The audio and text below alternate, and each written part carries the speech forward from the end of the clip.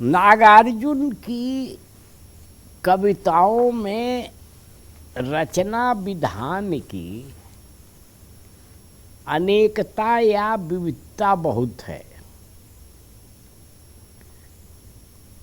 फिर भी कुछ रचना विधान की विशेषताओं की चर्चा हम लोग आज करेंगे। पहली बात यह है कि नागार्जुन छोटी से छोटी कविता में भी कथा का उपयोग करते हैं। चाहे वो हरी कांच की चूड़ियाँ जैसी छोटी कविता हो, फिर भी उसमें एक छोटी सी कथा दिखाई देगी। या अभी दंतुरित मुस्कान हो, उसमें भी एक कथा दिखाई देगी। असल में कथा जो है व्यक्ति के मनोभावों को व्यक्त करने का सर्वोत्तम साधन है। तो नागार्जुन की कविता के रचना विधान की पहली विशेषता है कविता में कथा तत्व का सार्थक उपयोग। दूसरी विशेषता उनकी यह है कि वो कई बार रूपक का प्रयोग करते हैं। कहेंगे एक बात जुड़ा हुआ है वह दूसरी बात से, या बात जुड़ी हुई है, तो इसमें रूपक।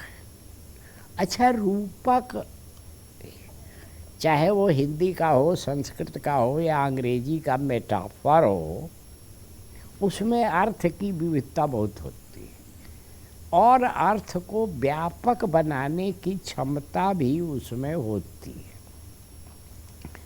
तो नागार्जुन एक काम तो ये करते हैं। इसीलिए नागार्जुन के रचना विधान के बारे में मैं नामवर सिंह का एक कथन उद्धृत करना चाहता हूँ। नामवर सिंह ने लिखा है कि नागार्जुन की गिनती न तो प्रयोगशील कवियों के संदर्भ में होती है, न नई कविता के प्रसंग में।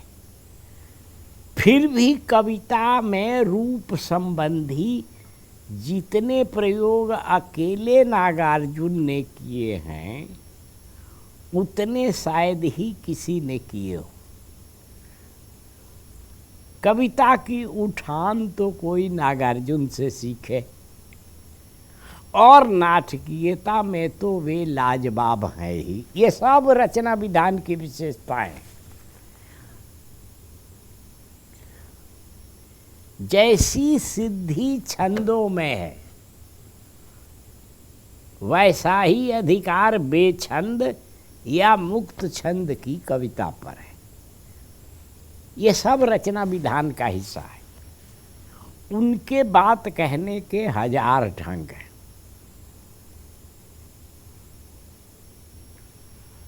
नागार्जुन ने महाकाव्य को छोड़कर कविता के सभी रूपों का प्रयोग किया है। मतलब छोटी कविताएं, लंबी कविताएं, प्रगीत, ये सब नागार्जुन ने लिखा है। खंड काव्य 2-2, 3-3 लिखा है उन्होंने।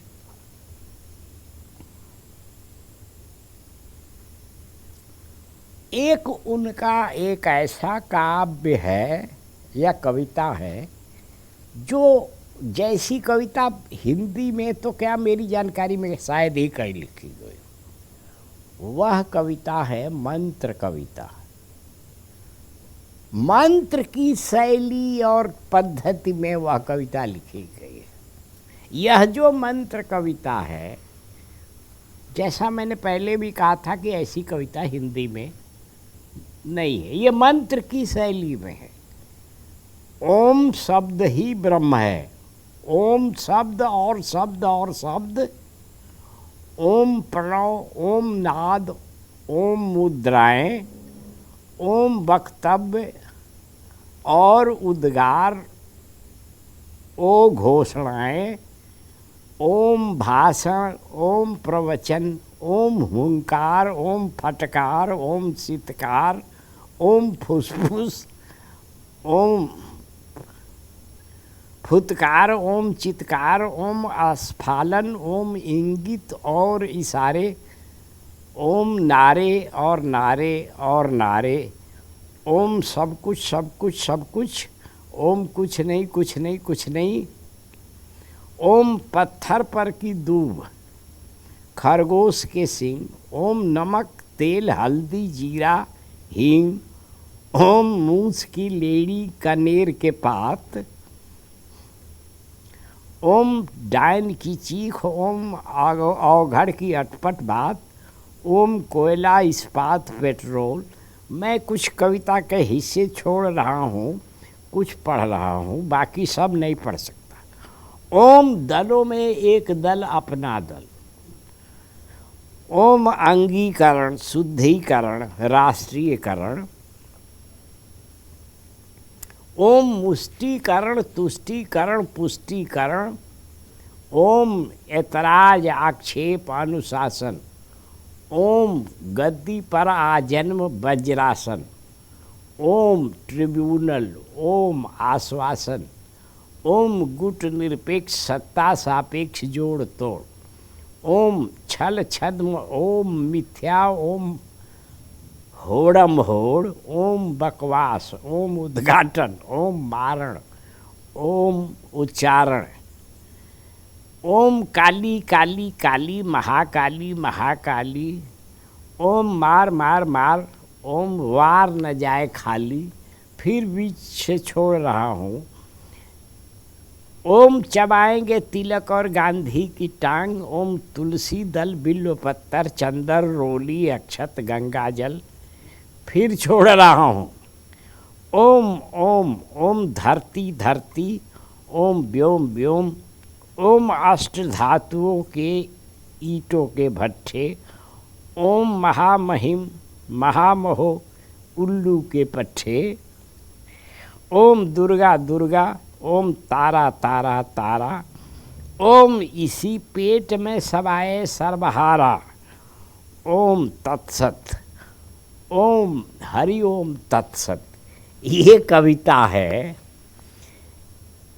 मैंने कहा ही आपसे, ये इसको कुछ लोग पोस्ट मॉडर्न पोइट्री भी कहते हैं।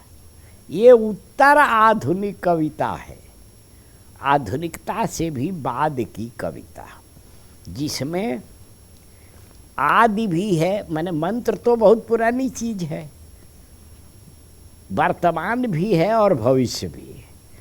तीनों का समावेश एक ही कविता में, यह नागार्जुन की एक विशेषता है काव्य रचना की। अब आप एक दो और विशेषताओं पर ध्यान दीजिए। नागार्जुन ने पुराने छंदों का नया प्रयोग किया है।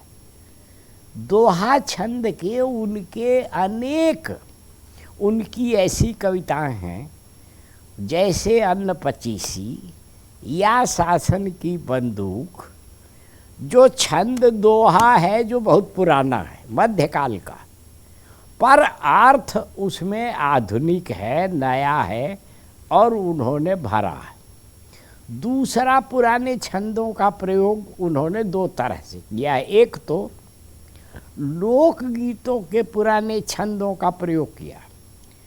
एक है लोकगीत हाथी घोड़ा पाल की, जय कन्हैया लाल की। उसके अंदाज में उन्होंने एक कविता लिखी है। यहाँ ब्रिटेन की महारानी भारत की यात्रा पर आई थी, एलिजाबेथ, उन पर आओ रानी हम ढोएंगे पाल की, यही हुई है राय जवाहर लाल की। लंबी कविता है, सब आपको सुना नहीं सकता। यही नहीं, एक रविदास का पुराना बहुत प्रसिद्ध पद है, प्रभु जी तुम चंदन हम पानी। इस पर भी नागार्जुन ने एक कविता लिखी है और उस कविता में अमेरिकी राष्ट्रपति लिंडन जॉनसन की कड़ी आलोचना की है और अमेरिकी साम्राज्यवाद की भी। तो नागार्जुन यह भी अपने कविता के रचना विधान में प्रयोग करते हैं।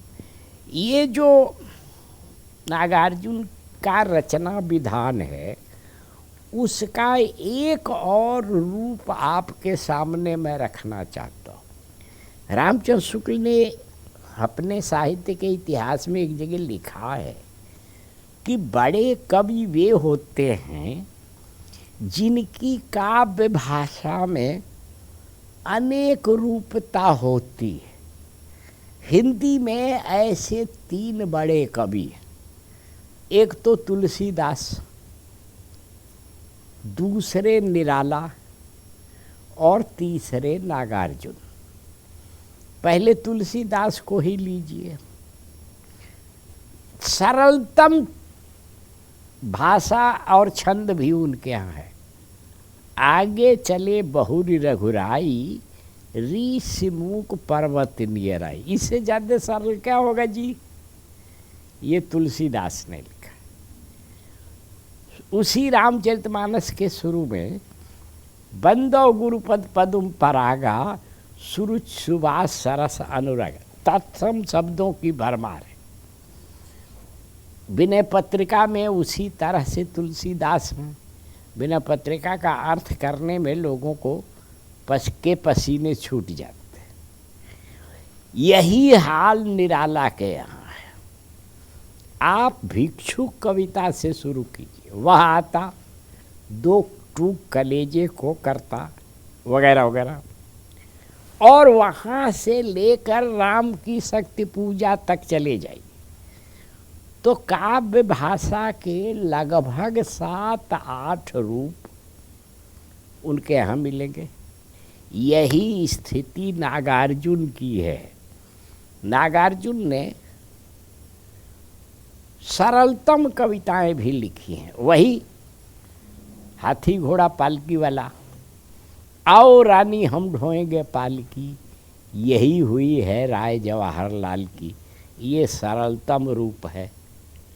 पर कालिदास सच सच बतलाना, ये जटिल रूप है। यही नहीं, बादल को घिरते देखा है, यह भी जटिल रूप है। कि नागार्जुन चाहे राजनीतिक कविता लिखें या सामाजिक कविता लिखें, कविताओं में उनके यहाँ भाषा और शैली की विविधता बहुत है। अब जयप्रकाश नारायण के संपूर्ण क्रांति आंदोलन में बाबा शामिल थे, जेल भी गए थे। शुरू में उसके साथ थे, बाद में उसके विरुद्ध हो गए। दोनों तरह की कविताएं लिखी, सरलतम और थोड़ी जटिल भी। अब उसी दौर की उनकी जटिल कविता है एक, सत्य को लकवा मार गया है। जयप्रकाश नारायण बीमार पड़ गए, उस पर यह कविता है। उसी में एक कविता है कि जयप्रकाश पर पड़ी लाठियाँ लोकतंत्र की, एक और गांधी की क्या अब हत्या होगी। तो नागार्जुन की काव्य भाषा और शैली में विविधता बहुत है, अनेक रूपता है। जो मैं पहले कह रहा था आपसे कि यह अनेक रूपता काव्य भाषा की जो तुलसीदास में है, जो निराला में है, वैसी ही लगभग नागार्जुन में है। इसीलिए वे बड़े कवि हैं और महत्वपूर्ण कवि हैं। उनकी एक कविता है हरिजन गाथा। ये लंबी कविता है। इसमें उन्होंने हरिजन गाथा में एक कथा भी निर्मित की है, एक रूपक भी है, उसमें एक यूटोपिया भी है, कल्पना लोक भी है, और दलितों द्वारा इस देश में होने वाले आंदोलनों की प्रतिध्वनियाँ भी उसमें दिखाई देती है। तो ये नागार्जुन के काव्य के रचना विधान की विविधता है जो मैं आपके सामने रखना चाहता था, रखा। अब इसमें एक और बात कह के अपनी बात समाप्त करूँगा। नागार्जुन जो है जब प्रकृति संबंधी कविता लिखते हैं तो कविताएं थोड़ी जटिल होती है। जब राजनीतिक कविता लिखते हैं तो सरल होती हैं क्योंकि आम जनता के लिए होती है। जब वे किसानों पर कविताएं लिखते हैं तो किसान जीवन की भाषा में कविता लिखते हैं। और जब मजदूरों पर कविता लिखते हैं तो मजदूर वर्ग की जिंदगी को सामने रखते हैं। यही नहीं, बाबा जो है आदिवासियों पर भी अनेक कविताएं उन्होंने लिखी हैं कि आदिवासी इस देश में किस तरह से सताए गए, परेशान, उपेक्षित और दमित और दलित हैं। ये सब नागार्जुन की काव्य के रचना विधान की विशेषताएं हैं। रचना विधान की एक विशेषता उसकी संगीतमयता भी है। नागार्जुन ने विद्यापति की शैली में गीत लिखे हैं, मैथिली में ही नहीं हिंदी कविता में भी। उनकी एक कविता है सुजन नयन मणि सुनु सुनु सुनु धनी। ये शुद्ध विद्यापति की पदावली का स्वरूप है। यही नहीं, एक और कविता है उनकी संगीतमयता से भरी हुई। कविता का शीर्षक है मेघ बजे। अब मैं कविताएं आपके सामने पढ़ रहा हूँ, थोड़ा कुछ अंदाज लगेगा। धिन धिन धा धमक धमक मेघ बजे, दामिन यह गई दमक मेघ बजे, दादुर का कंठ खुला मेघ बजे, धरती का हृदय धुला मेघ बजे, पंख बना हरिचंदन मेघ बजे, हल्का है अभिनंदन मेघ बजे, मेघ बजे धिन धिन धा मेघ बजे। अब इसमें दोनों है, शास्त्रीयता है पर लोक जीवन से जुड़ी हुई। जब पहली बार बादल गरजते चमकते हैं और किसान अपना हल बैल कुदाल सब संभालते हैं, उस दृश्य का चित्रण है इसमें। इसीलिए उसमें एक पंक्ति आती है हाल का है अभिनंदन।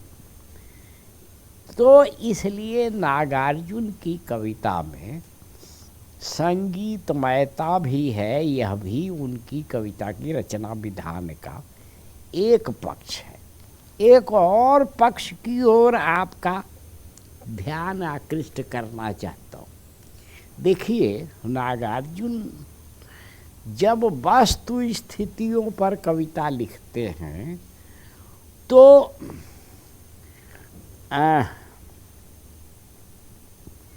वो सीधे उसका रूप उपस्थित करते हैं, मूर्त रूप। अब एक कविता है उनकी, हजार बाहों वाली शिशिर। ठंड पर कविता है, भीषण ठंड जो पड़ती है अपने यहाँ। हजार बाहों वाली शिशिर विष कन्या उतरी लेकर सांसों में प्रलय की बन्या। हिमदग्ध होठों के प्राण शोषित चुंबन, तन मन पर लेप गए ज्वालामय चंदन। एक एक सिरा में 100-100 सुइयों की चुभन। ठंड जब लगती है तो ऐसा महसूस होता है। अद्भुत यह भुजपास, अद्भुत आलिंगन, तीर्ण तरु झुलस गए। ठंड से भी झुलस जाते, खाली गर्मी से ही नहीं, झुलस गए। पड़ा है ओसमय तुषार, ओस पड़ने पर वो सब झुलस जाते। किया है महाकाल ने हिमानी का श्रृंगार, 1000 बाहों वाली शिशिर विषकन्या उतरी लेकर सांसों में प्रलय की बन्या। अब वर्णन बाबा ठंडक का कर रहे हैं, पर जैसे लग रहा है कि ये कोई विशाल राक्षसी हो, सुरसा, उस तरह का चित्र। माने वो बाहें हैं, वो सब प्रवृत्तियां हैं जो ये एक तरह से मानव, माने जो अंग्रेजी में जिसको कहा जाता है मानवीकरण का रूप दिखाई देता है, ये नागार्जुन की कविता में ये भी बहुत है। दूसरी एक और कह रहा हूँ, जब नागार्जुन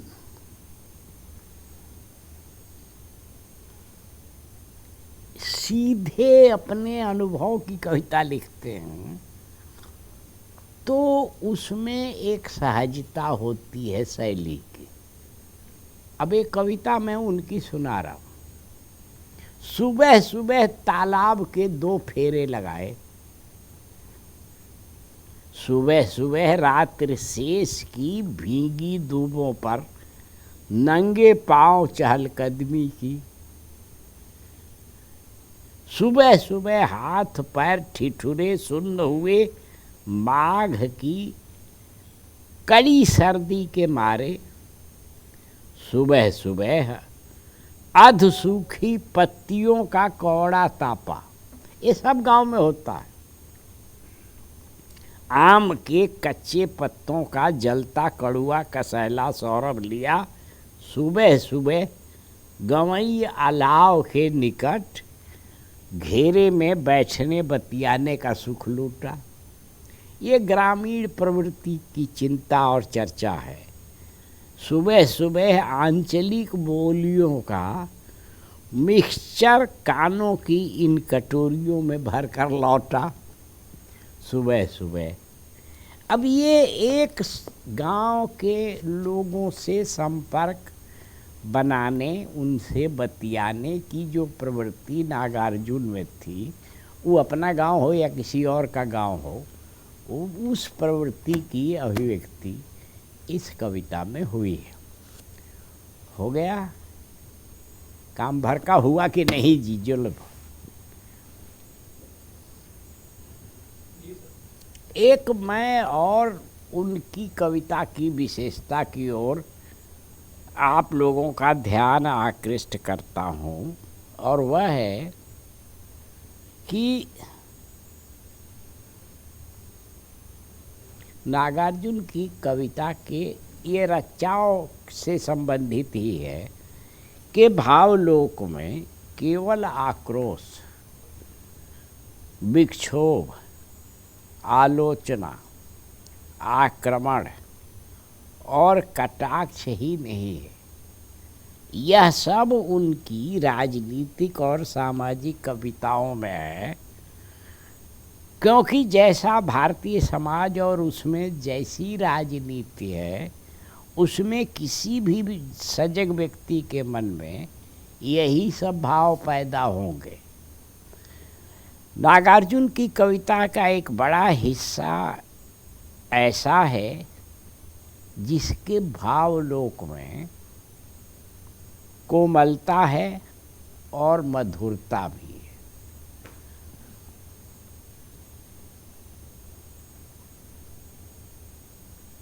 कोमलता और मधुरता की उनकी 2 प्रकार की कविताएं हैं। एक तो मानवीय संबंधों की अनुभूतियों की अभिव्यक्ति उनकी जिन कविताओं में है, मतलब पत्नी, प्रेमिका, बच्चे आदि, उसमें उनकी मधुरतम अभिव्यक्ति, मधुरतम अनुभूतियाँ हैं। और दूसरे प्रकृति के रूपों के सौंदर्य के चित्रण वाली कविताओं में उनकी मधुर अनुभूति की कोमलता और मधुरता का रूप देखने को मिलता है। इसलिए नागार्जुन